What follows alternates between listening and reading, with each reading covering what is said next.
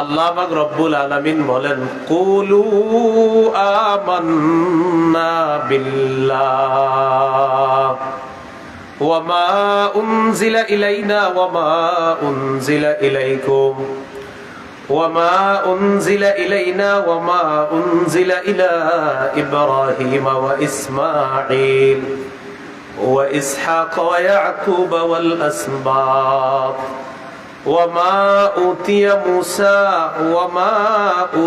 موسى وعيسى وما أوتي النبيون من ربهم সূরা বাকারা 136 নম্বর আয়াতে আল্লাহ বলেন, কুলু তোমরা বলো, মুখে বলো, আমান্না বিল্লাহ, আমরা ঈমান আনছি, আমরা ঈমান আনলাম, বিল্লাহ আল্লাহর প্রতি, এটা মুখেও বলবা।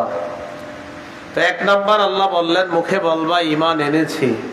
ওয়ামা উনজিলা ইলাইনা, আমাদের প্রতি যা নাজিল করা হয়েছে এটার প্রতিও আমরা ঈমান আনলাম। ওয়ামা উনজিলা ইলা ইব্রাহিম ওয়া ইসমাঈল ওয়া ইসহাক ওয়া ইয়াকুব ওয়াল আসবাত, ইব্রাহিম নবীর প্রতি যা অবতীর্ণ করা হয়েছে, ইসমাইল নবীর প্রতি যা অবতীর্ণ করা হয়েছে, ইসহাক নবীর প্রতি যা অবতীর্ণ করা হয়েছে, ইয়াকুব নবীর প্রতি যা অবতীর্ণ করা হয়েছে, ওয়াল আসবাত তার বংশধরদের প্রতি যা অবতীর্ণ করা হয়েছে, আল্লাহর পক্ষ থেকে যা এসেছে সব এই মুখে বিশ্বাস করে নিলাম। এটা হলো প্রথমে মুখের দাবি।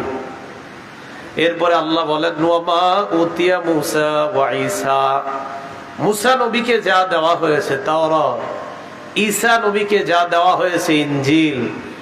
এই জায়গায় উদ্দেশ্য হলো আসমানি তাওরাত, আসমানি ইনজিলকেও আমরা বিশ্বাস করে নিলাম।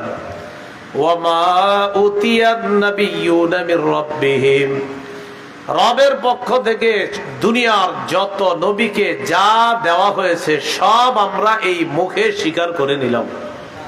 এটার নাম হলো মুখে ঈমান আনা। কলবে ঈমান আনা, সেটা হলো আপনি শুধু মুখে ঈমান আনলে হবে না, কলবে ঈমান রাখতে হবে। আল্লাহ পাক রব্বুল আলামিন বলেন সূরা হুজুরাতের মধ্যে, আল্লাহ পাক রব্বুল আলামিন বলেন, ক্বালাতিল আ'রাবু আমান্না কুল লাম তু'মিনু ওয়ালাকিন কুলু আসলামনা ওয়ালাম্মা ইয়াদখুলিল ঈমানু ফি কুলুবিকুম। সূরা হুজুরাতের 14 নম্বর আয়াতে আল্লাহ বলেন, গ্রাম্যবাসী বলে আমান্না, আমরা ঈমান আনলাম।